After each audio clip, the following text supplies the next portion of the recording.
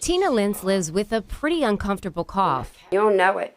You'll feel it. You can't breathe. You keep coughing, coughing, coughing. And you can't catch your breath. At one point, it was so bad, she was admitted to the hospital. They put me on steroids intravenously and oxygen and medicines. The positive from that experience?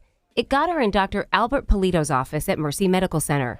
Tina learned she had chronic bronchitis. Chronic bronchitis falls under the topic of what we call COPD. COPD, chronic obstructive pulmonary disease, which the majority of people who have that are or have been smokers. Tina stopped smoking 22 years ago. Chronic bronchitis doesn't go away, but it can be managed. We put people on inhaler medications, maintenance inhalers, ones that they will take every day on a regular schedule, probably for the rest of their lives. Chronic bronchitis is often confused with acute bronchitis. It's an infection. You feel like you're well one day, and then over the course of a few days, you start coughing, you got nasty phlegm coming up, and you just don't feel well. Dr. Polito says acute bronchitis has to run its course. When it comes to chronic bronchitis, Tina says, don't wait to get a persistent cough checked out. If you got that cough, you better get it checked because you don't know.